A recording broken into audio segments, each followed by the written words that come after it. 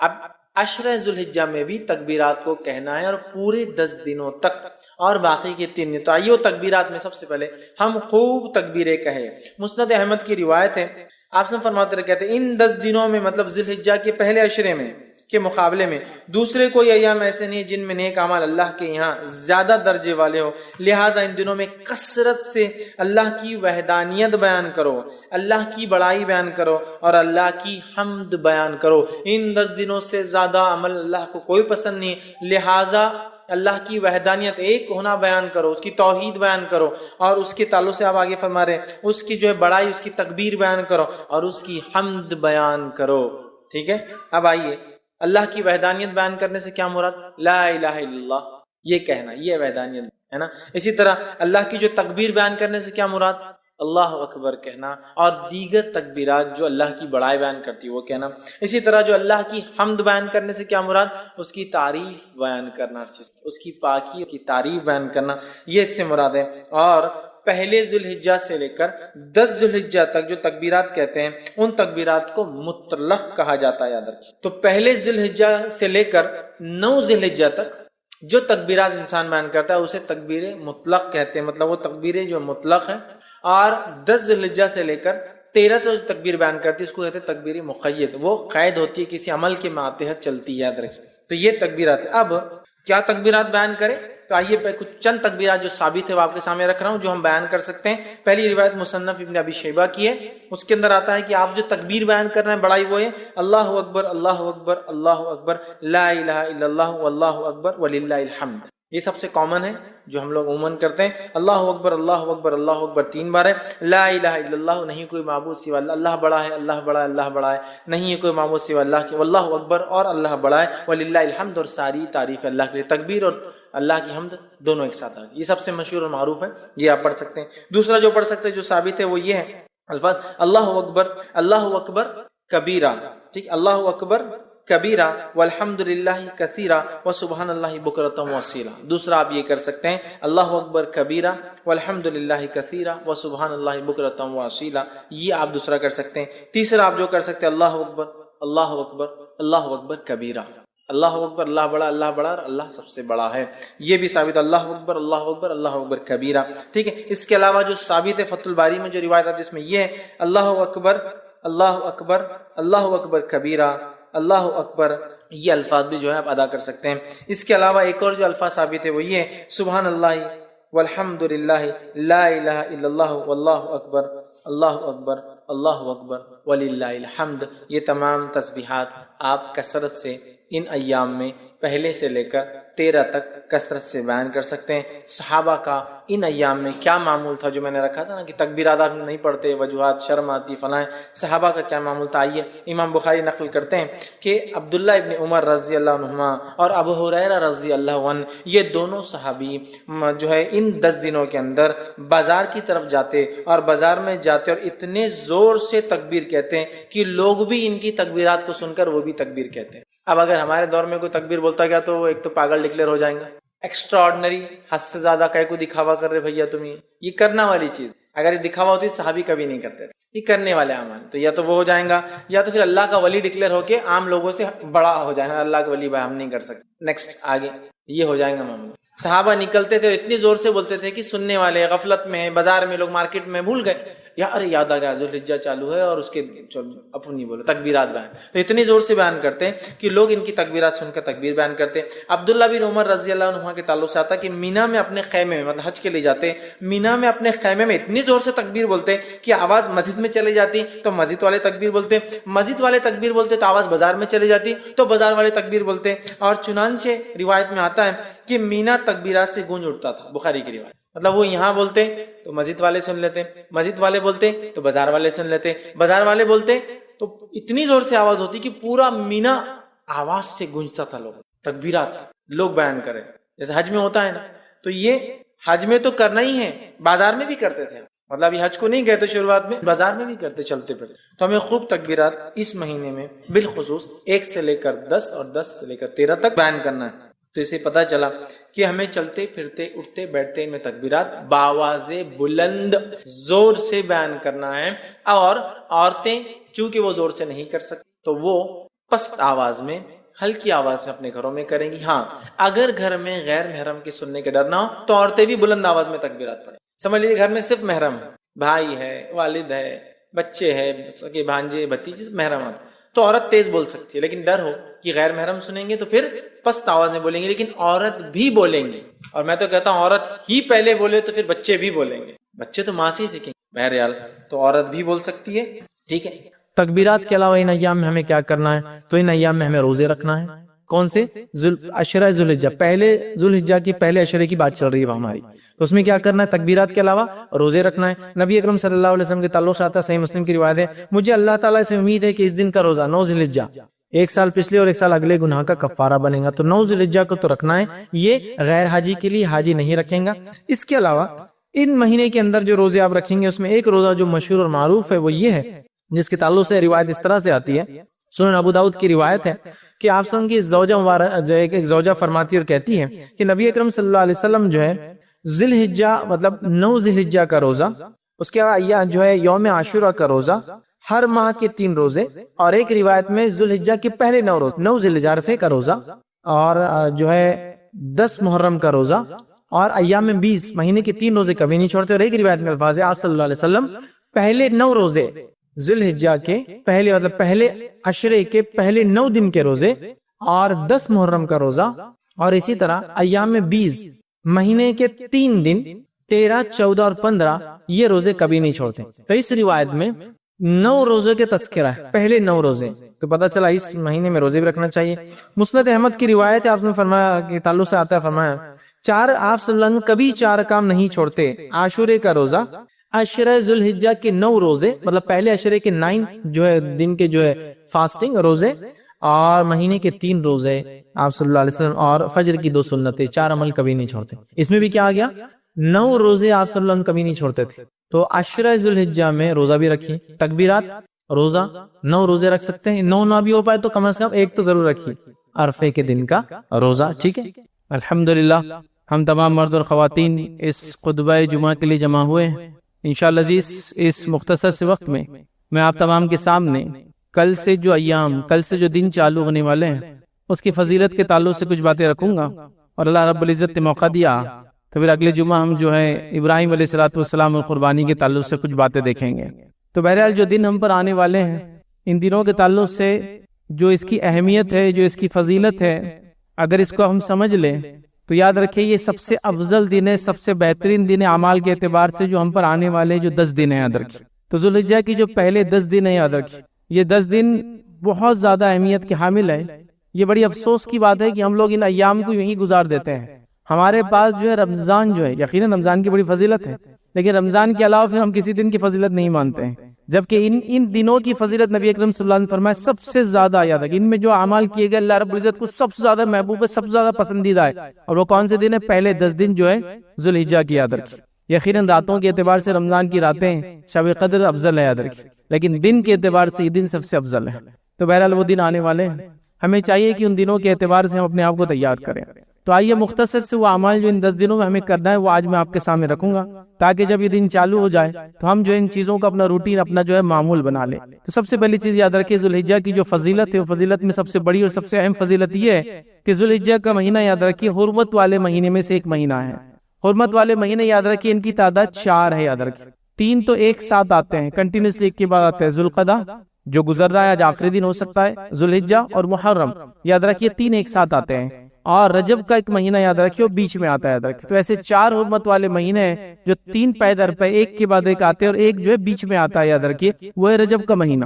اور مشرکین مکہ چونکہ لوٹ مار وغیرہ آس پاس کے علاقوں میں عرب زیادہ کرتے تھے، تو وہ لوگ 3 مہینوں کو حرمت والے ایک ساتھ نہیں مناتے تھے، تو وہ کہتے تھے کہ محرم کا مہینہ یہ بار جو ہے سفر کے بعد آئیں گا، وہ اس کو چینج کرتے رہتے مہینے کو، مطلب کسی سال جو ہے 2 ذوالحجہ اور ذوالقعدہ اور ذوالحجہ ایک ساتھ آتے اور کہتے ابھی سفر ہے اس کے بعد کا مہینہ، وہ چینج کرتے تھے مہینوں کے، تاکہ 3 مہینے اگر ایک ساتھ حرمت والے آئیں گے تو لوٹ مار وہ نہیں کر سکیں گے، ٹھیک ہے۔ نبی اکرم صلی اللہ علیہ وسلم نے کہا کہ اب زمانہ گھوم گھام کر اس کے اصلی وقت پہ آ چکا ہے، چونکہ جس سال نبی اکرم صلی اللہ علیہ وسلم نے حج کیا اس سال جو ہے یہ سب سے جو ہے معاملہ صحیح تھا، اور 3 مہینے ایک کے بعد ایک جو ہے عرب کاؤنٹ کر رہے تھے، یاد رکھیں۔ تو بہرحال ذوالحجہ یاد رکھیے حرمت والا مہینہ ہے. اب حرمت والے مہینے کی خصوصیت کیا کیا کرنا ہے اس میں اور کیا چیز نہیں کرنا ہے. تو حرمت والے مہینے میں یاد رکھیے ہم کو گناہ اور معصیت سے بچنا ہے.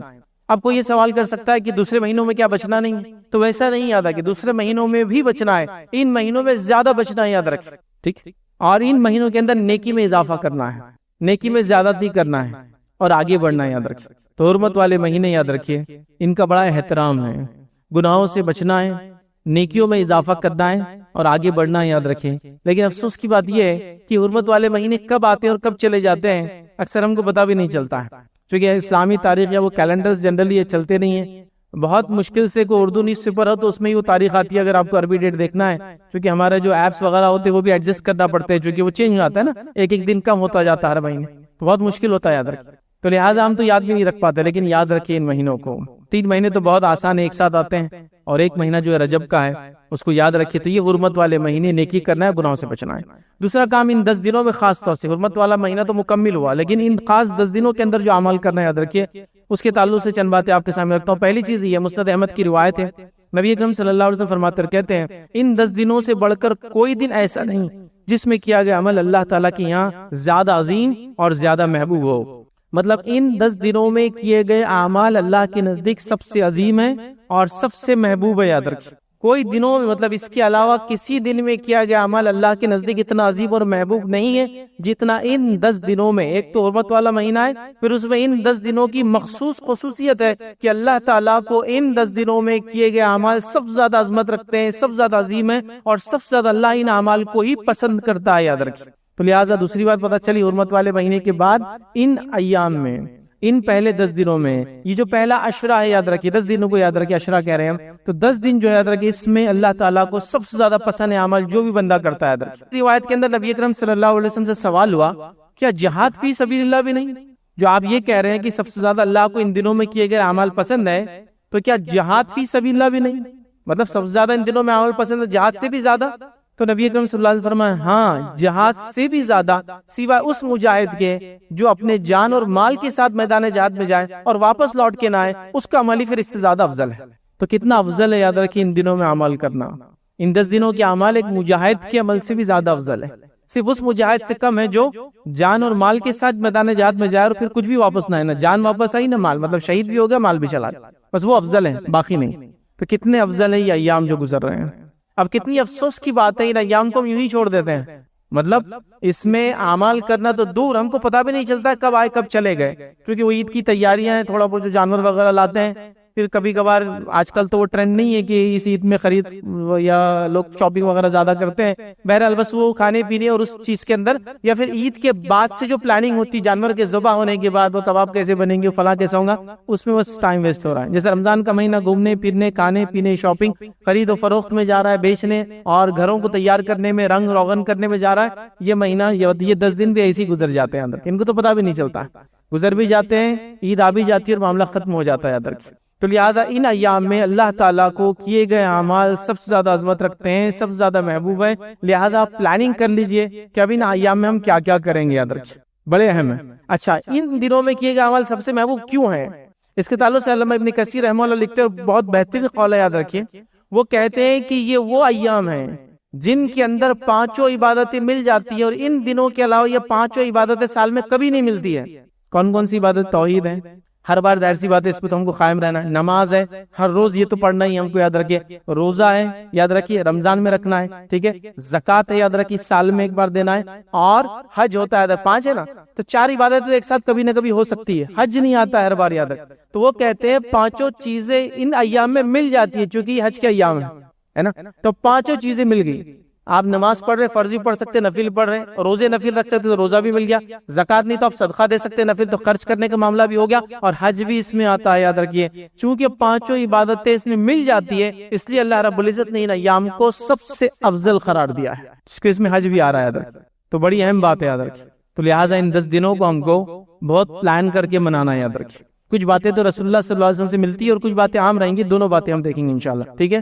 تو لہٰذا ہم کو ان ایام کو منانا ہے. اسی طرح ایک اور روایت کے اندر یہ الفاظ ہے جو مسند احمد کی روایت ہے. آپ نے فرمایا ان دنوں میں تم تحلیل کیا کرو، تحلیل لا الہ الا اللہ کہا کرو. اور پھر اسی حدیث میں آگے فرمایا اور ان دنوں میں تم تکبیر کہا کرو. تکبیر مطلب اللہ اکبر کہا کرو، اور ان دنوں کے اندر تم جو ہے تحمید کیا کرو، مطلب الحمدللہ کہا کرو۔ وہ مسند احمد کی روایت میں یہ الفاظ بھی ہے۔ تو 3 اذکار بھی بتا دیے جو ان ایام میں زیادہ کرنا ہے، لا الہ الا اللہ کہنا ہے، اللہ اکبر کہنا ہے، اور الحمدللہ کہنا ہے۔ دوسرے حدیث میں اور بھی الفاظ آتے ہیں، بہرحال تکبیرات اور وغیرہ وغیرہ سب آپ لوگ جانتے ہیں، انشاءاللہ موقع رہا تو دیکھیں گے۔ تو بہرحال خاص طور سے یہ 3 الفاظ تو یہاں آ رہے ہیں، 3 اذکار تو آ رہے ہیں۔ تو ہمیں ان 10 دنوں میں یہ بات تو پتہ چلی کہ کثرت سے اللہ کا ذکر کرنا ہے، مخصوص ذکر کے علاوہ بھی جو عمومی ذکر ہے، دعائیں ہیں وغیرہ، وہ بھی کرتے رہنا ہے۔ تو لہٰذا یہ سب سے افضل دن ہے، اور اس افضل دن کی حدیث کے آخر میں اللہ کے فرمائے یہ خاص طور سے کیا کرو۔ حالانکہ یہ بھی نیکی ہے، لیکن خاص ایمفسائز کیا جا رہا ہے، آپ کو یاد دہانی کی جا رہی ہے، یا اور یاد دلایا جا رہا ہے کہ یہ عمل تو خاص کیا کرو، تکبیر ہے، تحلیل ہے اور تحمید ہے، الحمدللہ خاص طور سے اس میں کرنا چاہیے یاد رکھ۔ اسی کے ساتھ ساتھ ان ایام میں جو عمل کرنے چاہیے یاد رکھیں، اس میں سے ایک عمل یہ ہے، اور کئی الگ الگ روایتوں میں مختلف الفاظ آتے ہیں جس میں یہ الفاظ بھی آتے ہیں کہ نبی اکرم صلی اللہ علیہ وسلم ان 9 دنوں کا روزہ ہمیشہ رکھتے تھے۔ ایک روایت میں الفاظ نبی اکرم صلی اللہ علیہ وسلم ان روزوں کو کبھی نہیں چھوڑتے تھے، شوال کے 6 روزے، پیر اور جمعرات کا روزہ، منڈے اور تھرسڈے کا روزہ، ایام میں 20 کے روزے مطلب چاند کے اعتبار سے 13، 14 اور 15 تاریخ کا روزہ، اور اس کے علاوہ محرم کا روزہ، اور اس کے علاوہ ذوالحجہ کے 9 روزے نبی اکرم صلی اللہ علیہ وسلم ہمیشہ رکھا کرتے۔ اس حدیث میں یہ پورے روزے ہیں، اور یہ تمام نفل روزوں کی لسٹ بھی آ گئی ایک ساتھ۔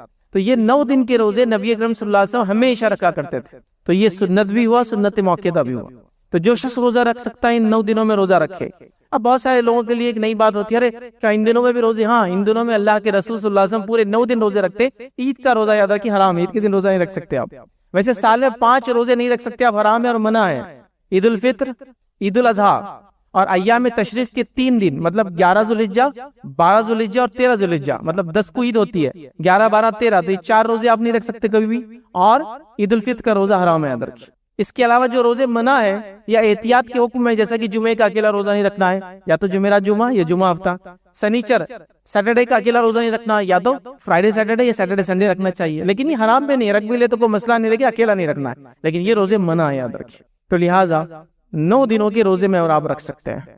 ٹائم ٹیبل دیکھ لیجیے اپنے اپنے علاقوں میں، سحر کا آخری وقت کیا ہے، ٹھیک ہے، اور انسان جو ہے روزوں کا جو اہتمام کر سکتا ہے ان 9 دنوں میں خاص طور سے۔ یہ سنت موقع ہے۔ چلے کوئی نہ رکھ پائے کسی وجہ سے، صحت ہے، سفر ہے، عورتوں کے مخصوص مسائل ہیں، تو ایک روزہ تو رکھنے کی ضرور کوشش کرے، وہ ہے عرفے کا روزہ۔ عرفے کے روزے کے تعلق سے صحیح مسلم کی روایت ہے، نبی اکرم صلی اللہ علیہ وسلم فرماتے ہیں کہ عرفے کا ایک روزہ مجھے اللہ رب العزت سے امید ہے کہ پچھلے 1 سال اور اگلے 1 سال کے گناہوں کا کفارہ بنے گا۔ تو عرفے کا روزہ رکھ لیجیے۔ 9 ذوالحجہ کا روزہ عام اعتبار سے، 9 کا روزہ کم از کم رکھیں۔ 9 کے روزے کی فضیلت یہ ہے کہ آپ صلی اللہ علیہ وسلم فرماتے ہیں مجھے اللہ کی ذات سے امید ہے کہ یہ پچھلے 1 سال اور اگلے 1 سال کے گناہوں کا کفارہ بنے گا۔ اور یاد رکھیں نوافل پہ جو گناہ کے کفارے کی بات آتی ہے یہ صغائر کے تعلق سے آتا ہے، کبیرہ کے لیے توبہ کنڈیشن ہوتی ہے، ہمیشہ ہمیشہ کے لیے، وہ کبیرہ گناہ کے لیے توبہ کنڈیشن ہی، صغائر نماز، نفل روزہ، وضو کرنے سے ہے نا، نیکی کرنے سے اچھائی وہ معاف ہوتے رہتے ہیں۔ تو اس میں یہ بھی ہوتا ہے، تو 1 سال کے پچھلے گزر چکا اور 1 سال کے اگلے، ایک روزہ 2 سال کے گناہوں کا کفارہ ہے۔ اور محرم کا جو 1 روزہ ہے وہ 2 روزے ہے، وہ 1 سال کے گناہ کا کفارہ ہے، 9، 10، اور اگر 9، 10 محرم کا نہ رکھ سکے آپ تو 10، 11، اور اس کی فضیلت وہ 1 سال کے پچھلے 5 گناہوں کا کفارہ ہے، لیکن یہ 1 روزہ 2 سال کے گناہوں کا کفارہ ہے۔ تو 9 روزے رکھے، آپ نہیں رکھ سکتے آپ کوئی مسئلہ نہیں، تو یوم عرفہ کا کوشش کرے کہ آپ روزہ رکھیں، ٹھیک ہے، اور اس کو پانے کی کوشش کرے، یاد رکھیں۔ اسی طرح یاد رکھیے ان 10 دنوں کے اندر جو ایک عمل خاص آپ کو کرنا ہے، جو عمل خاص بتائے جا رہے ہیں اس کے اندر خاص عمل ہے، وہ یاد رکھیے، وہ قربانی کرنا ہے۔ قربانی یاد رکھیے اس 10 تاریخ کو آپ کوشش کرے کہ کرے جو افضل ہے، 10 کو نہ ہو سکے تو اس کے بعد کے ایام میں بھی آپ کر سکتے ہیں، یاد رکھیں، لیکن 10 کو خاص طور سے قربانی کرے، کیونکہ ان 10 دن میں کیے گئے عمل اللہ کو سب سے زیادہ محبوب ہے، تو کیوں نہ 10ویں دن ہی قربانی کر دی جائے۔ اور نبی اکرم صلی اللہ علیہ وسلم 10ویں دن ہی قربانی کرتے، مطلب عید کے دن ہی قربانی کرتے۔ اس کو یوم النحر کہتے ہیں، قربانی کا دن نہیں ہے، یوم عرفہ 9 کو کہتے ہیں، اس کو یوم النحر کہتے ہیں، ٹھیک ہے، پھر ایام تشریق شروع ہو جاتے ہیں اس کے بعد، تو لہٰذا ہم 10 کو قربانی کریں، یاد رکھیں۔ اور 10 کے دن یاد رکھیے خون بہانے سے زیادہ افضل کوئی عمل نہیں، یاد رکھیں۔ اللہ کے رسول فرماتے ہیں 10 کے دن سب سے افضل عمل خون بہانا ہے، مطلب قربانی کرنا ہے، بات یاد رکھیں۔ اور اسپیسیفک ورڈ ہے، یاد رکھیں، کیا ہے؟ خون بہانا سب زیادہ پسند ہے۔ مطلب کیا ہے؟ مطلب یہ نہیں ہے کہ آپ صدقہ کر دے قربانی کے بدلے کہ چلو جانور کتنے کا آ رہا ہے 10,000 کا، تو میں 10,000 صدقہ کر سکتا ہوں، نہیں، خون بہانا ہے، قربانی اس سینس میں دینا ہے پیسے خرچ کر کے نہیں، جانور کو ذبح کر کے. لیکن اس کے بارے میں قرآن نے بھی بات بیان کر دی جو خطبے کے سٹارٹ میں نے آپ کے سامنے پڑھی تھی، اور اللہ نے فرمایا لن ینال اللہ لحومها ولا دماؤها ولکن ینالہ التقوی منکم. نہیں پہنچتا ہے اللہ کے پاس جانوروں کا خون اور گوشت، ان کا نہ لحومها ولا دماؤها، نہ ان کا گوشت پہنچتا ہے اللہ کے پاس، نہ خون پہنچتا ہے، ولکن ینالہ التقوی منکم، لیکن اللہ کے پاس جو چیز. قرآن کے تعلق سے یاد رکھیے بہت ساری بار یہ بات دیکھی گئی ہے کہ لوگ قرآن کے تعلق سے، اس کے فضائل کے تعلق سے بہت ساری باتیں کہتے ہیں، لیکن بہت ساری مرتبہ وہ باتیں قرآن کے فضائل، فوائد، فائدوں، بینیفٹس کے تعلق سے بولتے ہیں جو سنت سے ثابت ہی نہیں. مطلب قرآن کے اگر فضائل، اس کے فائدے اٹھانا ہے، یا تو قرآن بتائے کہ اس کے کیسے فائدے اٹھائے جائیں گے، یا تو سنت نبوی میں، مطلب نبی اکرم صلی اللہ علیہ وسلم حدیث میں بیان کریں کہ قرآن کے یہ فضائل ہیں. لیکن آج ہم دیکھتے ہیں ہمارے پاس قرآن کے تعلق سے اتنی لا علمی ہے، اس پر ایمان لانے کے بعد جو اس کے حقوق ہیں کہ اس کو پڑھا جائے، اس کو سمجھا جائے، اس پہ عمل کیا جائے، اس کو دوسروں تک پہنچایا جائے، یہ تمام چیزوں سے ہماری زندگی اللہ رحم کرے خالی نظر آتی ہے. مطلب ایمان لانے کی جہاں تک بات ہے، بلیف کی جہاں تک بات ہے، تو ہم دعویٰ کرتے ہیں قرآن پہ ہم ایمان لائیں، لیکن باقی حقوق ترک کر دیتے ہیں. اسی طرح قرآن کے فضائل بھی ہے، ظاہر سی بات ہے یہ کتاب بہت سارے جو ہے فائدے اپنے ساتھ لاتی ہے. اس کی تلاوت کے کئی فائدے ہیں، اتنے سارے کی جو بتائے گئے وہ بھی ہوتے ہیں، جو نہیں بتائے گئے وہ بھی ہمیں انشاءاللہ ملتے ہیں. کچھ دنیا میں ملیں گے، کچھ آخرت میں ملیں گے. لیکن قرآن کے تعلق سے کچھ فضائل گھڑ دیے گئے ہیں، لوگوں نے بنا دیے ہیں، لوگوں نے بتا دیے ہیں، عجیب و غریب فضائل مختلف صورتوں کے تعلق سے. اور ایسے بھی کچھ فضائل ہیں جو ثابت ہی نہیں. چلیے کچھ ثابت ہے اور اس کو بڑھا دیا لوگوں نے. مطلب ایک چیز ثابت ہے کہ قرآن کی یہ صورت کی یہ فضائل ہے، اب لوگ بڑا چڑھا کر بتا رہے ہیں، تو یہ تو سمجھ میں آ رہا ہے کہ کچھ تو ہے لیکن اس میں لوگوں نے اضافہ کر دیا، ایڈ کر دیا. حالت یہ ہے کہ کچھ بھی نہیں ہے جہاں، وہاں بھی اتنے ایڈیشنز کہ عجیب و غریب باتیں کہ یہ سورت کو اتنی بار پڑھ لے تو یہ فائدہ، وہ سورت کو اتنی بار وہ کر لے تو اس کا یہ فائدہ، یہ کام اتنی بار کر لے یا یہ سورت یہ آیت کو پڑھ لے تو فلاں فائدہ، جو کہ ثابت نہیں ہے. دیکھیے قرآن یقیناً مومنوں کے لیے شفا ہے، جیسے کہ اللہ رب العزت نے خود قرآن میں بیان کیا وَنُنَزِّلُ مِنَ الْقُرْآنِ مَا هُوَ شِفَاءٌ وَرَحْمَةٌ لِّلْمُؤْمِنِينَ، کہ ہم نے قرآن کو نازل کیا جس کے اندر شفا اور رحمت ہے مومنوں کے لیے. تو قرآن نے تو خود واضح کر دیا اس میں شفا بھی ہے اور رحمت بھی. لیکن وہ شفا کیسے حاصل کرے اور رحمت کیسے ملے، یہ میں اور آپ تو نہیں طے کر سکتے نا. یہ تو جس نے نازل کیا، جس کا کلام ہے اللہ، وہ بتائے، یا جس پر نازل ہوا محمد رسول اللہ صلی اللہ علیہ وسلم، وہ بتائے. لیکن ہمارے پاس اتنے فضائل مختلف صورتوں کے ہم نے خود ایجاد کر لی. اچھا یہ عجیب و غریب بات ہے، جس کے فضائل ثابت ہے وہ غائب ہے، جس کے ثابت نہیں ہے وہ ایسے دھڑلے سے چالو، اسی کو انتہا نہیں.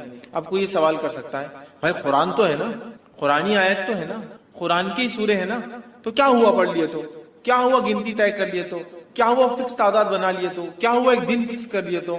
میرے بھائی ایک دوا جب ڈاکٹر لکھتا ہے تو وہی بتاتا ہے کہ اس کا استعمال کیسے کیا جائے. بھائی دوا ہی تو ہے نا، ہے طریقہ بھی بتا جائے. تو قرآن ہے، یقیناً شفا ہے، رحمت ہے، برکت ہے، مغفرت ہے، دنیا اور آخرتی کامیابی ہے. لیکن یہ کامیابی کے لیے، یہ شفا، یہ رحمت، یہ برکت، یہ مغفرت کے لیے مجھے اور آپ کو اس کتاب کو ویسے ہی فالو کرنا پڑے گا جیسے بتایا گیا. خاص طور سے فضائل کے معاملے میں مسلمان بڑے کمزور نظر آتے ہیں. مانا یہ فضائل کے معاملے میں عمل سب سے زیادہ ہوتا ہے.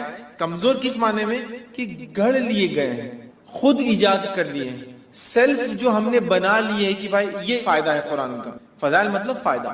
تو اب یہ تو یا تو قرآن بتائے میرا یہ فائدہ، یہ تو حدیث. تو بہت ساری قرآنی صورتوں کو ہم لوگوں نے خود بنا لیا ہے کہ اس کے یہ فضائل ہیں، اس کے یہ فوائد ہیں، اس کے یہ بینیفٹس ہیں، اس کے یہ ثمرات ہیں. یاد رکھیے کسی بھی چیز کے فضائل کے لیے یہ ضروری ہے کہ وہ ہمارے دین اور شریعت کا حصہ ہو، ہمیں بتائے گئے ہو. قرآن بھی اگر ہے اور اگر کسی مخصوص تعداد میں آپ وہ صورتوں کو پڑھتے ہیں تو یہ بھی ضروری ہے کہ وہ ہمیں بتایا گیا ہو کہ ان صورتوں کو ایسی مخصوص تعداد میں پڑھنا چاہیے. تو آج میں انشاءاللہ عزیز قرآن کی چند صورتوں، بعض صورتوں کو میں نے اس لیے کہا کہ ہر صورت کے فضائل بیان کرنا ممکن بھی نہیں. میں کم و بیش وہ فضائل بیان کروں گا جو حدیث میں واضح آتے ہیں، کلیئر کہا گیا، صورتوں کے نام لے کر کہے گئے. جیسا کہ سارے قرآن کے فضائل ہیں، مطلب قرآن مجید کے پڑھنے کے فضائل، تو وہ تو کچھ بھی پڑھیا فضائل ہے. لیکن جہاں ہم بولتے ہیں مخصوص صورتوں کے تعلق سے، تو آج میں آپ کے سامنے قرآن مجید کے بعض صورتوں کے انشاءاللہ فضائل رکھوں گا، اور انشاءاللہ العزیز اللہ تعالیٰ نے موقع دیا تو میں قرآن مجید کی بعض صورتوں کے نہیں، بعض آیتوں کے اور بعض الفاظ کے فائدے بھی اور فضائل بھی انشاءاللہ کبھی آئندہ وقت رکھوں گا۔ تو آج صورتوں کے، چیپٹرز کے، سوروں کے فضائل دیکھیں گے، پھر کبھی موقع رہا تو اس کی خاص آیتوں کے اور خاص الفاظ کے جو حدیث میں آتے ہیں وہ فضائل بھی کبھی ہم دیکھیں، ٹھیک ہے؟ تو بعض صورتوں کے، کیونکہ ہر کسی کی فضیلت آتی بھی نہیں۔ اچھا، کچھ فضائل آتے ہیں لیکن وہ ضعیف ہے، موضوع ہے، مطلب ایسی حدیثیں ہیں جو نبی اکرم صلی اللہ علیہ وسلم سے ثابت نہیں، یا تو ان میں کوئی کمزوری ہے، ویکنس ہے، یا تو موضوع ہے، من گڑت ہے، لوگوں نے خود بنا کے ڈال دیا کہ اللہ کے رسول صلی اللہ علیہ وسلم نے یہ فرمایا، تو ظاہر سی بات ہے ہم ضعیف اور موضوع روایتوں کے یہاں نہیں لے سکتے، تو لہٰذا میں وہ باتیں آپ کے سامنے رکھوں گا جو صحیح اور حسن درجے کی روایتوں سے ثابت ہے، تاکہ ہمیں قرآن مجید کی بعض صورتوں کی فضائل اگر پتہ چلے تو ہم ان صورتوں کو پڑھ کر تلاوت کر کے انشاءاللہ ان سے بینیفٹس اٹھا سکتے ہیں۔ میں بہت سرسری طور سے کچھ صورتیں ایسی جن کی بہت لمبے لمبے فضائل، جیسے کہ سورۃ الفاتحہ، بہت لمبے لمبے، سورۃ الملک، اسی طرح سورہ اخلاص، سورہ فلق، سورہ ناس، بہت طویل ان کے بینیفٹس آتے ہیں، فضائل آتے ہیں، لیکن یقیناً اتنا وقت نہیں ہے کہ میں تمام کے لوں۔ یقیناً صورتوں کی تفسیر میں نے سورہ فاتحہ کی تفسیر رکھی تو اس کے سارے فضائل ماشاءاللہ اس میں رکھے۔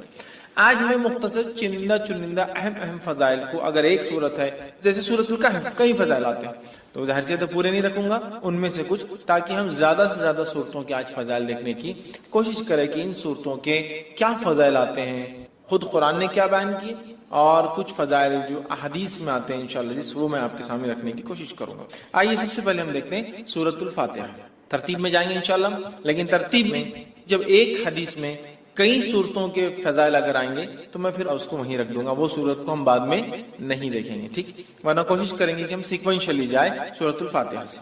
تو سب سے پہلی سورت قرآن کی سورۃ الفاتحہ ہے، اور سورہ فاتحہ کی یاد رکھیے بہت فضیلت ہے، اتنی فضیلت ہے کہ جس کی کوئی انتہا نہیں۔ اس سورت کے نام ہی ہمیں بتا دیں گے کہ اس کی فضیلت کتنی ہے، ٹھیک ہے؟ اس سورت کے ناموں سے ایک نام ہے ام القرآن، قرآن کی ماں، ایک نام ہے سبا مسانی، 7 بار پڑھی جانے والی آیت ہے، ایک نام ہے قرآن عظیم، مطلب خود سورہ فاتحہ کو بڑا قرآن کہا گیا ہے، اس کا ایک نام ہے سورہ الحمد، اسی طرح سورۃ الشکر، سورہ الدعاء، سورہ الشافیہ، سورہ الکافیہ، سورہ کنز، شفا والی، کافی ہو جانے والی، خزانہ، ٹھیک ہے، دعا، تعریف، الحمد، کئی نام اس کے آتے ہیں، ان کے نام ہی خود بتاتے ہیں اس سورت کے کتنے سارے فضائل۔ اور فاتحہ اس لیے کہا جاتا ہے کہ اس سے قرآن شروع ہوتا ہے، فاتحہ افتتاح سے لفظ آتا ہے، اس کا مطلب فتح مطلب کھلنا، اوپننگ، تو چونکہ قرآن اس سے کھلتا ہے اسی لیے اس کو سورہ فاتحہ کہا جاتا ہے، قرآن اس سے شروع ہوتا ہے۔ آئیے اس کی فضائل میں سے ایک فضیلت جو آتی ہے وہ یہ ہے، جامع ترمذی کی روایت ہے جو حضرت ابی بن کعب رضی اللہ عنہ فرماتے اور کہتے ہیں رسول اللہ صلی اللہ علیہ وسلم فرمایا کہ اس ذات کی قسم جس کے ہاتھ میں میری جان ہے، سورۃ الفاتحہ جیسی سورت نہ تو توریت میں نازل کی گئی، نہ تو انجیل میں نازل کی گئی، نہ زبور میں نازل کی گئی، یہ 7 آیتیں ہیں جو بار بار پڑھی جاتی ہے، یہی قرآن عظیم ہے اور جو مجھے دیا گیا ہے۔ تو یہاں دیکھیے سورۃ الفاتحہ کی فضیلت میں جو آپ بیان کریں، ایک ایسی سورت ہے جو اس سے پہلے نہ توریت میں نازل ہوئی، نہ زبور میں نازل ہوئی، نہ انجیل میں نازل ہوئی، ٹھیک ہے، اور یہی سبا مسانی ہے، مطلب قرآن نے کہا نا وَلَقَدْ آتَيْنَاكَ سَبْعًا مِّنَ الْمَثَانِي وَالْقُرْآنِ الْعَظِيمِ، اے نبی ہم نے آپ کو 7 بار پڑھی جانے والی آیتیں، سبعًا مِّنَ الْمَثَانِي وَالْقُرْآنِ الْعَظِيمِ، اور ایک بڑا قرآن دیا۔ جب پوچھا گیا یہ 7 بار پڑھی جانے والی آیتیں اور قرآن عظیم کیا ہے تو کہا سورہ فاتحہ۔ سورہ فاتحہ قرآن کہا گیا، قرآن عظیم، بڑا قرآن کہا گیا، اسے کتنے فضائل، تو کہا نہ اس سے پہلے یہ توریت میں نازل ہوئی، نہ زبور میں، نہ انجیل میں، کتنی بڑی فضیلت ہے، اور امت محمدیہ کو ہی صرف یہ سورت دی گئی ہے، اس سے پہلے نہیں دی گئی تھی۔ کتنے فضائل ہے سورت کے، اس سے میں سمجھتا ہوں ہم اندازہ لگا سکتے ہیں۔ اسی طرح جو ہے تمام جسمانی جو ہے عوارض کے لیے سورہ فاتحہ پڑھ کر دم کرنا شفا کا باعث، تمام جسمانی کوئی تکلیف انسان کو ہو سورۃ الفاتحہ کو پڑھ کر دم کیا جا سکتا ہے۔ اس کے تعلق سے بخاری کی روایت ہے، ابو سعید خدری رضی اللہ عنہ فرماتے ہیں اور کہتے ہیں کہ ہم لوگ جو ہے سفر میں تھے اور ایک جگہ جو ہے پڑاؤ ڈالا تو ایک لڑکی آئی اور کہنے لگی اس قبیلے کے سرداروں کو بچھو نے جو ہے کاٹ لیا، کیا آپ میں سے کوئی ہے جو اس کو جھاڑ پھونک کرے گا، بچھو کے زہر کو اتارے گا؟ پڑھنے سے، رقیہ کرنے سے کسی چیز کو دم کرنے سے بچھو کا زہر کیسے اترتا ہے؟ کوئی آدمی سوچ سکتا نا؟ اور حدیث میں آتا ہے کہ بچھو کا زہر سورہ فاتحہ سے اتارا گیا. ٹھیک ہے، بہرحال میں حدیث رکھتا ہوں پھر اس کی تفصیلات سمجھاتا ہوں. تو کوئی ہے جو اس کا علاج کر دے، کوئی دم پھونک کرنے والا ہے. ایک آدمی جو ہے اس کے ساتھ جو ہے چل دیا، مطلب صحابہ میں سے ایک آدمی ان کے ساتھ جو چل دیا، حالانکہ اس نے کبھی نہیں اس کے بارے میں سنا تھا کہ یہ دم کرتا ہے. ٹھیک ہے، جب دم کرنے والا پلٹ کر واپس آیا تو اس سے پوچھا گیا کہ تم دم کرنا جانتے بھی ہو؟ دم سمجھتے ہیں؟ پڑھ کر ایسا پھونکنا کہ تھوڑا تھوک اڑے، دم. تو کیا تم جانتے بھی ہو دم کیا ہوتا ہے؟ تم نے کر کے آیا، یا یوں ہی کہہ دیا کہ مجھے دم آتا ہے ویسے چلے گئے اٹھ کر؟ ٹھیک ہے، اس نے کہا نہیں، میں نے تو بس سورہ فاتحہ پڑھی اور پھونک مار دی. ٹھیک، سورہ فاتحہ پڑھی اور پھونک مار دی اور اس کو شفا ہو گئی. اب آپ کوئی سوچ سکتا آدمی کہ بچھو نے کاٹا، زہر ہے، اور آپ پھونکنے کی بات کر رہے ہیں. ٹھیک، تو آج جدید سائنس اس طرف بڑھ چکی ہے کہ لیکوڈز کے اندر خود کی سمجھنے کی صلاحیتیں ہوتی ہیں. معلوم آپ کو پانی کے تعلق سے ایک اسٹڈی آئی ہے کہ پانی پہ جب کچھ کلمات پڑے جاتے ہیں تو پانی اپنے مالیکولز کو ریسٹرکچر کرتا ہے. معلوم، مطلب اس کو جب کچھ پڑھا جاتا ہے، جیسے ایک آدمی بسم اللہ کہہ کر پڑھے گا تو پانی اپنے آپ کو ریسٹرکچر کرے گا. معلوم، وہ آپ کے انسٹرکشنز کو سمجھ سکتا ہے. اب یہ الگ بات ہے کہ ابھی یہ اب ایک سائنٹیفک، ابھی اس کے لیے فیکٹس ایک لمبا وقت ہے، بٹ ابھی ہم کو پتا چل رہا ہے جو سائنس آج کی بتا سکتی ہے. لکوڈز جو ہوتے ہیں ان میں اپنی انڈرسٹینڈنگ ہوتی ہے اور وہ ریسٹرکچر کر سکتے، ریڈیزائن کر سکتے اپنے آپ کو، سامنے والا کیا پڑھ رہا ہے. اگر اسی بات کو ہم ذہن میں رکھیں، جو آج ایک ابتدا ہے اس فیلڈ کی، ہو سکتا ہے آگے بہت ساری باتیں ہمارے سامنے آئے، یہ ابتدا ہے. تو ہمیں پتا چلتا ہے زہر بھی قسم کا لکوڈ ہے جو اندر جا رہا ہے. جب اللہ کا کلام پڑھ کے انسٹرکشنز مل رہے ہیں تو وہ ایکٹ کرتا ہے، اس میں ریئیکٹ کرتا ہے، ریسٹرکچر کر سکتا ہے اپنے آپ. جو زہر ہے وہ شفا میں بھی تبدیل ہو سکتا ہے. واللہ عالم، یہ تو ابھی ابتدا ہے. آگے آگے دیکھیے جو ہے سائنس دنیا کیا کیا ثابت کرتی ہے جو اسلام نے پہلے ہی بتا دیا ہے نا. آج بہت ساری تھراپی جس میں صرف پھونکا جاتا ہے اور سہلایا جاتا ہے. دیکھا آپ مساج خالی پھونکتے ہیں اور ایسا ایسا یوں کرتے ہیں، ملتے ہیں. صرف مساج نہیں، صرف یوں ملیں گے، سر پہ ہاتھ پھیریں گے، باڈی پہ ہاتھ پھیریں گے اور بولتے ہیں اس سے علاج ہوتا ہے. جرمنی میں ایک سائنٹسٹ ہے، وہ پاگلوں کا یا لوگوں کا علاج کرتا ہے جن کو مرگی وغیرہ کی بیماری، ایپیلیپسی وغیرہ ہوتی ہے، اور وہ ان کو، حالانکہ نان مسلم ہے، کرسچن ہے، تجوید کے ساتھ قرآن پڑھاتا ہے اور اس کی تجزیے کے مطابق، اس کے ایکسپیریمنٹس کے مطابق وہ کہتا ہے اللہ لفظ کو جو تجوید کے ساتھ پراپرلی برابر ادا کیا جائے ایسا آدمی پاگل نہیں ہوتا. وہ مسلمان نہیں ہے، لیکن اس کی تھراپی کہتی ہے کہ یہ لفظ کو صحیح بولنے سے مینٹلی آدمی اچھا رہتا ہے. سبحان اللہ. ٹھیک ہے، تو بہرحال تو زہر کا اتارا ہے، اس لیے میں نے کہا کہ جسمانی بیماریوں کا اس کے اندر علاج ہے. اسی طرح سورۃ الفاتحہ کی فضیلت یہ ہے، جادو، جن، مرگی یا کسی پر سایہ یا کسی چیز کا اثر ہو، بیماری اگر کسی انسان کو ہو اور صبح اور شام جو ہے 3 مرتبہ سورۃ فاتحہ پڑھ کر دم کی جائے تو اس کو شفا مل جاتی ہے. جادو، کوئی اثر، آصف جس کو کہتے ہیں، ٹھیک ہے، مرگی، ایپیلیپسی، اس جیسی کوئی بھی بیماری ہو انسان کو، اگر سورۃ الفاتحہ صبح اور شام 3 مرتبہ پڑھ کے دم کی جائے تو اس کو فائدہ ہوتا ہے. جس کے تعلق سے ابو داؤد کی روایت ہے، ایک لمبا واقعہ ہے. خارجہ بن سلت رضی اللہ عنہ کا جو اس کے راوی، وہ کہتے ہیں کہ ان کے چچا نے روایت کیا کہ وہ ایک سفر میں تھے اور وہ ایک جگہ سے گزرے جہاں ایک آدمی کو لایا گیا جو زنجیروں میں جکڑا ہوا تھا، مطلب اس کو باندھا ہوا تھا رسیوں وغیرہ میں. لوگوں نے کہا یہ پاگل ہے اور تم محمد صلی اللہ علیہ وسلم کے ساتھی ہو اور تم محمد صلی اللہ علیہ وسلم کے ساتھ رہے ہو، کچھ ایسا پڑھو کہ اس انسان کو شفا ہو جائے. صحابہ اس کو صبح اور شام 3 مرتبہ سورہ فاتحہ پڑھتے اور اس پر دم کرتے، تھوکی لگا تھوکتے کرتے، اور وہ کہتے تھوڑے دن یہ کیا اور اس کے بعد وہ آدمی ایسا فریش ہو گیا جیسے کہ غلام تھا، آزاد کر دیا گیا، ایک دم اچھا ہو گیا، شفایاب ہو گیا. ٹھیک ہے، اور جو ہے روایت بہرحال لمبی اور بھی بہت ساری باتیں اس میں. ہم کو جو فضائل لینا تھا وہ یہ تھے کہ اس کے پڑھنے سے ذہنی بیماری، پاگل پن، مرگی، جن، سایہ، جو بھی بہرحال بولتے لوگ، نظر بد، سب کا علاج الحمدللہ اس سورت کے. ٹھیک ہے، آئیے دوسرے سورۃ البقرہ. سورۃ البقرہ کی کیا فضیلت ہے اس کے تعلق سے میں سمجھتا ہوں بہت زیادہ بتانے کی ضرورت نہیں. یہ بڑی مشہور اور معروف سورت ہے، قرآن کی سب سے بڑی سورت ہے. حدیث کے اندر اس کی فضیلت میں جو آتا ہے، جامع ترمذی کی روایت ہے، نبی اکرم صلی اللہ علیہ وسلم فرمایا کہ جس گھر میں سورۃ البقرہ تلاوت ہوتی ہے اس گھر میں شیطان داخل نہیں ہوتا ہے. میں یقیناً حدیث کے کمپلیٹ ورڈنگز نہیں رکھوں گا چونکہ ہمیں کافی صورتوں کی فضیلت دیکھنا ہے، بس سرسری طور سے بیان کرتا جاؤں گا، کوئی دیکھنا چاہے تو تفصیلات دیکھ سکتا ہے. تو جامع ترمذی کی روایت ہے، نبی اکرم صلی اللہ علیہ وسلم فرمایا اور کہا کہ جس گھر میں سورۃ البقرہ پڑھی جاتی ہے اس گھر میں شیطان داخل نہیں ہوتا ہے، یاد رکھیے۔ اسی طرح سورۃ البقرہ کے تعلق سے صحیح مسلم کی روایت میں جو فضائل آتے ہیں وہ کیا سنیے۔ سورۃ البقرہ کی تلاوت اور سماعت جادو کا بہتر علاج ہے، تلاوت اور سننا جادو کا علاج ہے۔ دوسرا، کوئی جادوگر سورۃ البقرہ پہ غالب نہیں آ سکتا۔ تیسرا فائدہ اسے پتہ چلا ہے، اس کی تلاوت کرنے سے گھر میں خیر و برکت آتی ہے۔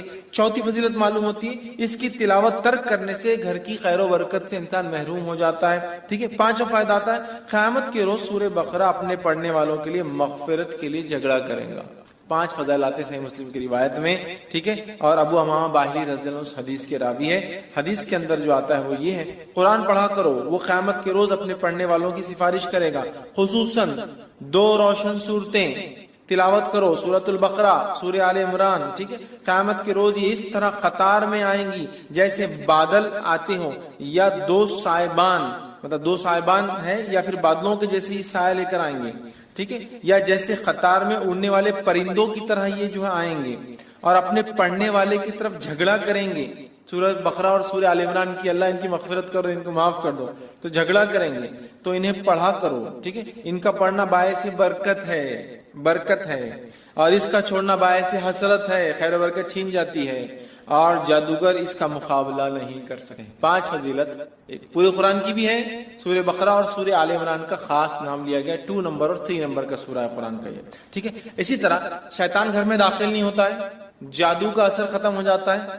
اب اگر جادو ہو گیا ہے یا شیطان اندر آ گیا ہے تو بھاگ بھی جاتا ہے اس کے پڑھنے سے، مطلب ایک تو اندر نہیں آنے دینا، ایک تو جادو ہوگا تو علاج کرنا، اور ایک آگے تو ہکالنا، تینوں کام ہو سکتے ہیں سورہ بقرہ سے۔ سنیے حدیث کے اندر روایت ہے، یہ حاکم کی روایت ہے، نبی اکرم صلی اللہ علیہ وسلم نے فرمایا اور کہا، ہر چیز کی ایک چوٹی ہوتی ہے، قرآن مجید کی چوٹی اور فضیلت اور عظمت کے اعتبار سے سورۃ البقرہ اس کی چوٹی ہے، پیک ہے، اس کی پینیکل ہے اس کا، ٹھیک ہے۔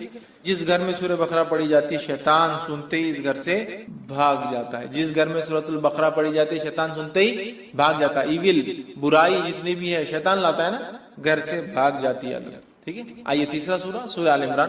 سورہ آل عمران کے تعلق سے آتا ہے، قیامت کے روز، جو ہم نے پیچھے جو روایت دیکھی اس روایت میں تفصیلات آ چکی تھی صحیح مسلم کی روایت کے اندر، جہاں نبی اکرم صلی اللہ علیہ وسلم نے فرمایا، 2 قطار، یا تو پرندوں کی، یا تو 2 سائبان، درخت جو بڑے سائیدار ہوتے، یا تو بادلوں کے جیسی 2 صورتیں آئیں گی اور اپنے پڑھنے والے کی سفارش، بلکہ جھگڑا کریں گے ان کے لیے، نور ثابت ہوں گی ان کے لیے، اور روز قیامت جب کوئی سایہ نہ ہوگا تو 7 تو عرش میں ہے، اس کے علاوہ جن کو سایہ ملیں گا ان میں سورۃ البقرہ اور سورہ آل عمران پڑھنے والے بھی، اور یہ 2 نور جیسے ثابت ہوں گے، ٹھیک ہے۔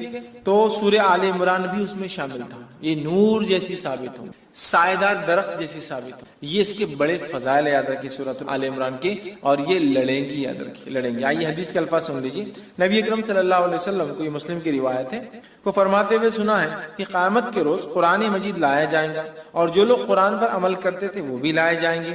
سورہ بقرہ اور سورہ آل عمران آگے ہوں گے۔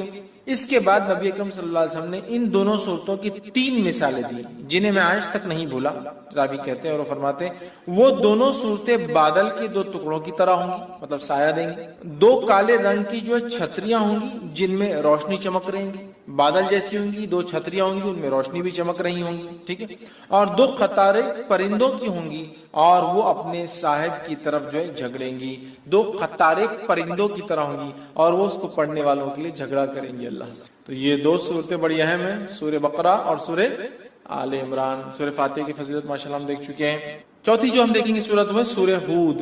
اب بیچ بیچ میں بہت ساری صورتیں ہم چھوڑ چکے ہیں، ان کے بہت ساروں کی فضائل ثابت نہیں ہوتے ہیں، ٹھیک ہے، اس لیے ہم چھوڑتے چلیں گے، اس لیے بعض میں نے کہا جو بہت اہم ہے، اور بہت ساروں کے تعلق سے میں نے جیسا کہا کہ بہت ساری ضعیف روایتیں آتی ہیں تو میں وہ نہیں رکھوں گا آپ کے ساتھ، ٹھیک ہے۔ سورہ ہود کو ہم دیکھتے ہیں۔ سورہ ہود کی یاد رکھی بڑی فضیلت ہے، اور سورہ ہود کے تعلق سے جامع ترمذی کی روایت ہے، جو باتیں ہمیں پتہ چلتی وہ یہ ہے کہ سورۃ الہود سورہ نمبر 11، سورہ واقعہ سورہ نمبر 56 56، سورہ مرسلات سورہ نمبر 77 77، سورہ نبا سورہ نمبر 78 78، سورہ تکویر سورہ نمبر 81 81 جو ہے، ان صورتوں کی ایک ہی حدیث میں ایک ساتھ فضائل آتے ہیں۔ 5 صورتوں کی کیا فضائل ہے؟ عبداللہ ابن عباس رضی اللہ عنہ اس کے راوی کہتے ہیں، ابوبکر صدیق رضی اللہ عنہ نے عرض کیا، یا رسول اللہ صلی اللہ علیہ وسلم، آپ بوڑھے ہو گئے ہیں، مطلب نبی اکرم صلی اللہ علیہ وسلم کے سر میں کچھ بال سفید نظر آنے لگے تھے، حالانکہ انس بن مالک رضی اللہ عنہ کہتے ہیں آپ کے بہت کم بال سفید تھے اور آپ تیل لگانے سے چھپ جایا کرتے تھے، تو اللہ کے رسول صلی اللہ علیہ وسلم سے ابوبکر صدیق نے پوچھا رضی اللہ عنہ کیا بات ہے، بہت سارے بال آپ کے سفید نظر آئے.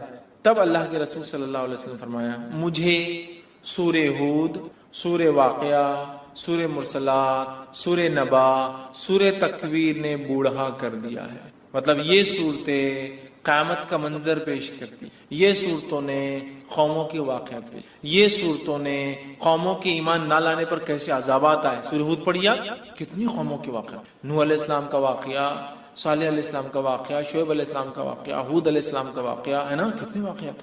تو ان واقعات نے، ان قصوں نے، ان باتوں نے، جو واقعات یہاں ہوئے ہیں، جو قوموں کے ساتھ سلوک ہوا ہے، میری قوم بھی ایمان نہیں لا رہی، ان کے ساتھ بھی یہ ہو سکتا ہے نا، میرے بعد کے لوگ. تو اللہ کے رسول صلی اللہ علیہ وسلم یہ صورتیں نازل ہوئی تو آپ غور کر کے، فکر کر کے، سوچنے کی بنیاد پر آپ کے بال جو ہے سفید ہونے لگے. لیکن اس سے ایک بات جو پتہ چلی وہ یہ ہے، یہ وہ صورتیں ہیں جن کے پڑھنے سے آخرت کی فکر پیدا ہوتی ہے. اس کی فضیلت ہے آخرت کی فکر، اور ایکسٹرا آرڈنری فکر کرنے سے آدمی بوڑھا ہونا شروع ہو جاتا ہے. بولتے ہیں لوگ ارے وقت سے پہلے بال سفید ہو، کیا فکر ہے تم کو؟ بولتے ہیں آخرت، اور آخرت بڑی اہم چیز ہے، یاد رکھیں. تو 5 صورتیں اس میں آ گئی. اسی طرح جو ہے سورہ بنی اسرائیل دیکھیں گے ہم، سورہ نمبر 17.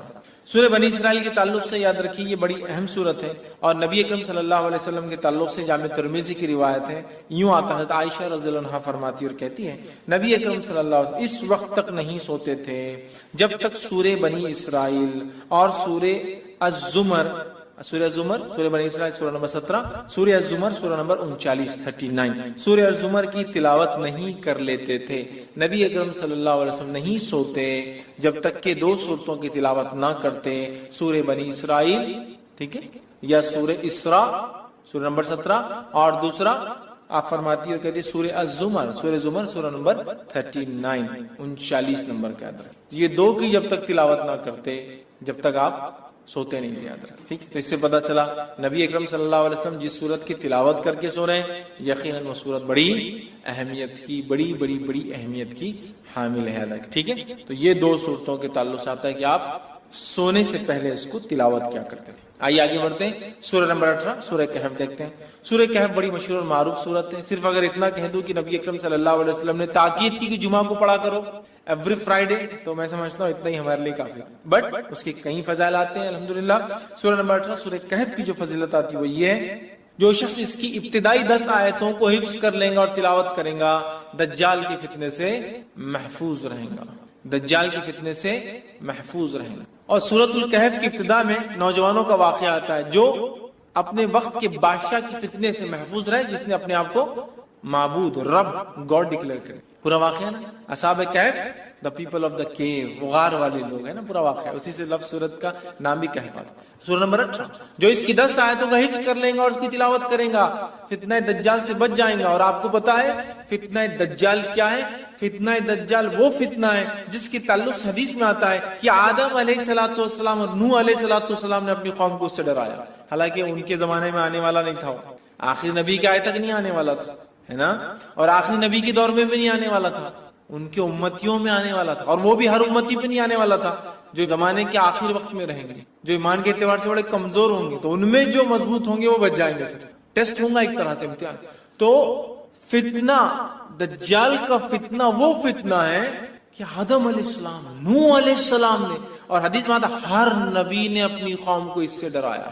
اور جب اللہ کے رسول صلی اللہ علیہ وسلم نے علامت قیامت بیان کی نا، حدیث میں آتا، راوی کہتے ہیں فجر کی نماز کے بعد نبی اکرم صلی اللہ علیہ وسلم نے کہا کہ میں تم سے نہ کہتا تھا دجال کے بارے میں، تمیمہ داری جو کرسچن تھے، عیسائی تھے، وہ آج میرے پاس پہنچے 1 مہینے کے سفر کے بعد، اور انہوں نے مجھ سے ایک واقعہ بیان کیا، چونکہ وہ ایمان بھی لائے ہیں اس چیز کو دیکھنے کے بعد، اسلام قبول کر لیا ہے، اور انہوں نے دجال سے ملاقات کی ہے. میں نہ کہتا تھا تم سے. اور اس کے بعد نبی اکرم صلی اللہ علیہ وسلم سناتے گئے. راوی کہتے ظہر کا وقت آ گیا، ہم نے ظہر کی نماز پڑھی، پھر علامت قیامت اب بتاتے گئے. عصر کا وقت آ گیا، ہم نے عصر کی نماز پڑھی، پھر علامت قیامت بتاتے گئے. اور صحابہ کہتے ہیں جب پوری علامتیں آپ نے ہم کو دن بھر میں بتا دی تو ہم اتنے خوف زدہ ہو گئے کہ کسی جھاڑی کے پاس سے جاتے ڈر لگنا شروع. کسی جھاڑ کے پاس سے ڈر لگتا تھا کہ دجال نکل کے آنا جائے، اتنا ڈرا، دجال اتنی خطرناک. اور اس سے سیفٹی کے لیے صرف 10 آیتیں یاد کرنا ہے، 10 جملے، 10 سینٹنسز یاد کر لو، محفوظ. اب آپ بولیں گے 10 جملوں سے کیسا محفوظ ہو سکتا ہے انسان؟ ہو سکتا 10 جملے کے معنی اور مفاہیم. ابھی تو میں کہہ رہا ہوں قیامت تک قرآن اپنے عجیب و غریب معجزے دکھاتا رہے گا. قرآن دیکھیے ہر نبی کو اللہ نے قوم کے بھیجا, قوم ایمان بغیر معجزے کے نہیں لائی, میراکل کے, تو اللہ تعالیٰ نے اب چونکہ نبی نہیں بھیجیں گا تو ایک ایسا معجزہ میراکل قرآن بھیج دیا جو ہر دور میں اپنے آپ کو معجزہ ثابت کر کے رہے گا, ہر ایج میں ثابت کرے گا. نبی اکرم صلی اللہ علیہ وسلم کے زمانے میں عربی اور لغت کا ایج تھا, شاعری کا ایج تھا, قرآن نے ثابت کیا. اس کے بعد کے زمانوں میں فلسفوں کو لوگوں نے آگے کیا, قرآن نے ثابت کیا. آج سائنس اور ٹیکنالوجی قرآن ثابت کرتا ہے, کل کوئی اور دور ہوگا قرآن وہاں بھی اپنے آپ کو. تو اس کی 10 آیتیں سورۃ الکہف کی صحیح مسلم کی روایت ہے. ابو درداء رضی اللہ عنہ فرماتے ہیں, کہتے ہیں رسول اکرم صلی اللہ علیہ وسلم فرمایا, جس نے سورہ کہف کی پہلی 10 آیتیں یاد کر لی وہ فتنہ دجال سے محفوظ کر لیا گیا. یاد کرو, سمجھو اس کو, اس کے معنی مفہوم پہ غور کرو, فتنہ دجال سے انشاءاللہ ہم بچ جائیں گے. ٹھیک ہے. اسی طرح جو ہے سورہ کہف کی آخری 10 آیت تلاوت کرنے والا فتنہ دجال سے محفوظ رہے گا. پہلی 10 آیتیں یاد کرنے والا, آخری 10 آیتیں تلاوت کرنے والا محفوظ رہے گا. یاد بھی کر لے, یاد کرنا ہے تو مسئلہ نہیں. اور کچھ علماء لکھتے ہیں ہو سکتا ہے دونوں سے فائدہ, واللہ عالم. چونکہ طبرانی کی روایت میں الفاظ اس طرح سے, ابو سعید خدری رضی اللہ عنہ کہتے ہیں رسول اللہ صلی اللہ علیہ وسلم فرمایا, جس نے سورۃ الکہف کو اس طرح پڑھی جس طرح نازل ہوئی تو وہ اس کے لیے قیامت کے روز نور ہوں گی. مکہ سے لے کر جس جگہ وہ رہتا وہاں تک کے لیے نور, انڈیا سے وہاں پڑھے تو وہاں تک اتنا بڑا نور رہے گا, جس جگہ سے مکہ تک اتنا بڑا نور اس کے لیے ثابت ہوگا. اور جس نے سورہ کہف کی آخری 10 آیتیں پڑھی فتنہ دجال سے, اس سے کوئی نقصان نہیں پہنچے گا. تو 10 آیتیں یاد کر لی تو بھی بچ گیا, آخری 10 آیتیں پڑھ لی تو بھی بچ گیا. ٹھیک ہے. اور میں بھی ہو سکتا دونوں بھی اس کا معنی ہو کہ پہلی بھی پڑھ لے, 10 بعد کی بھی پڑھ لے, انشاءاللہ انسان محفوظ. اسی طرح جمعہ کی روز سورہ کہف کی تلاوت کرنے والے کے لیے 2 جمعوں کے درمیان ایک روشن نور ہوتا ہے. 2 جمعے کے درمیان روشن نور ہوتا ہے. یہ حاکم اور بیہقی کی روایت یاد رکھیں. اسی طرح جو ہے سورہ کہف کے بعد سورہ فتح, سورہ فتح یہ قرآن کی 48 نمبر کی سورت 48. ٹھیک ہے. سورہ فتح کے تعلق سے جو ہے آپ صلی اللہ علیہ وسلم فرمایا اور کہا کہ دنیا وما فیہا کی ہر نعمت سے زیادہ یہ سورت مجھے محبوب, دنیا اور اس میں جو کچھ ہے اس سے زیادہ مجھے یہ سورت محبوب ہے, پسندیدہ ہے, میں اس کو چاہتا ہوں. کیوں؟ بخاری کی روایت ہے, ہم جانتے ہیں سورہ فتح نازل ہوئی تھی اس کی ابتدا جب حدیبیہ 6 ہجری کا واقعہ ہے. عمرے کے لیے صحابہ اور اللہ کے رسول صلی اللہ علیہ وسلم گئے, مشرکین نے آنے نہیں دیا. ایک ٹریٹی سائن ہوئی, ایک پیکٹ سائن ہوا, صلح سائن ہوئی, دستخط ہوئی, جس کو صلح حدیبیہ کہتے ہیں. اور صحابہ پریشان تھے, دل میں تھوڑے سے ملال کر رہے تھے کہ ہم جنگ لڑتے ان سے, ہم کو آنے نہیں دیتے. اللہ کے رسول صلی اللہ علیہ وسلم لیکن امن کو پسند کیا جنگ کے مقابلے میں. تو اللہ رب العزت نے جب یہ ہو گیا تو اللہ نے فرمایا انا فتحنا لک فتحا مبینا, اے نبی ہم نے آپ کو کامیابی دی, کھلی کامیابی. صحابہ وہ خوش ہو گئے کہ ہم کو تو دنیاوی لگ رہا تھا, ہم تو معاہدہ کر کے پیچھے رہ گئے. قرآن کہہ رہا ہے فتح مبین ہے. تو آپ سے فرما رہے اس سے زیادہ مجھے کوئی صورت پسند نہیں. اس کے تعلق سے ایک طویل لمبا واقعہ ہے. عمر ابن خطاب رضی اللہ عنہ نے اللہ کے رسول صلی اللہ علیہ وسلم ایک مسئلہ پوچھا, بخاری کی روایت. یہ مسئلہ کب پوچھا؟ جب آپ نبی اکرم صلی اللہ علیہ وسلم تھوڑی سی پہلے بحث کر چکے تھے. واقعہ معلوم ہے نا. حضرت عمر رضی اللہ عنہ آئے, اللہ کے رسول صلی اللہ علیہ وسلم نے کہا کہ اللہ کے رسول صلی اللہ علیہ وسلم کے ہم حق پر نہیں ہیں. آپ نے کہا تو ہم لڑتے کیوں نہیں, کیوں صلح ہو رہی ہے؟ آپ نے خاموش. پھر گئے ابوبکر صدیق رضی اللہ عنہ کے پاس, کا مسئلہ کیا ہے؟ ہم حق پر نہیں ہے تو کہا ہے, پھر لڑتے کیوں نہیں؟ ابوبکر صدیق خاموش رہے. کہ اللہ کے رسول خاموشی اختیار کی نا, مل گیا نا جواب. اب شاید اس کے بعد یہ سوال کریں, روایت میں تفصیلات نہیں آتی, میں سمجھ رہا ہوں اس کی ترتیب سے. حضرت عمر نے مسئلے کا سوال پوچھا, آپ نے جواب دیا, پھر پوچھا, آپ نے جواب دیا, پھر پوچھا, 3 بار پوچھا, آپ خاموش. اب حضرت عمر رضی اللہ عنہ آگے نکل گئے قافلے میں اور دل میں سوچ رہے ہیں کیوں میں نے 3 بار سوال کر. اگر اللہ کے رسول صلی اللہ علیہ وسلم ناراض ہو گئے ہوں تو اللہ کو قرآن کی آیت ہی اتار دیں گا.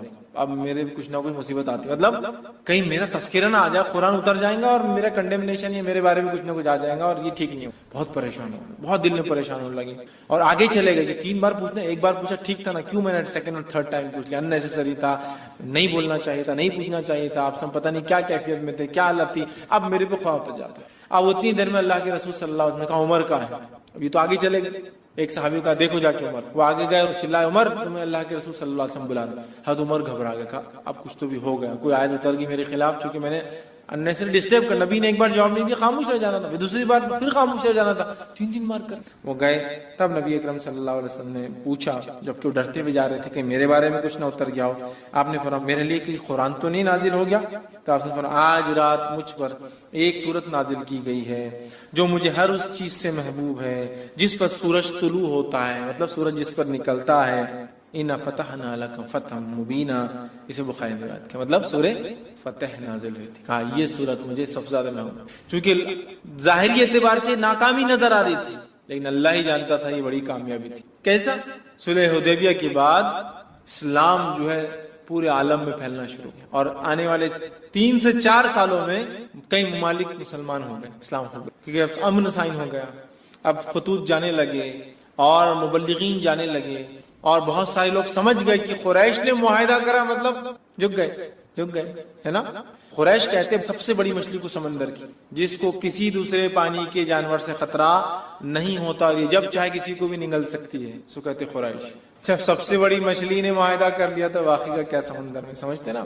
قریش کا معاہدہ آٹومیٹک سگنل تھا کہ اب محمد صلی اللہ علیہ وسلم ان کے ساتھی کوئی معمولی لوگ نہیں رہے. ایک زمانے میں جن کو مسئلہ اور کچلا اور قتل کیا گیا، اب یہ وہ لوگ ہیں جن کی عزت اور اکرام کرنا ہماری مجبوری ہے. حدیبیہ سائن یونیٹڈ بہرحال تو آپ نے کہا مجھے پسند ہے. اسی طرح سورہ ملک سورہ نمبر 67 سورہ ملک کی بھی یاد رکھیے بڑی جو ہے فضیلت جو ہے آتی ہے اور اس کے فضائل میں یاد رکھی آتا ہے جو نبی اکرم صلی اللہ علیہ وسلم کے تعلق سے آتا ہے کہ آپ نے فرمایا، جامع ترمذی کی روایت حدیث کے الفاظ جابر رضی اللہ عنہ فرماتے اور کہتے ہیں کہ اللہ کے رسول صلی اللہ علیہ وسلم اس وقت تک نہ سوتے جب تک سورہ علم تنزیل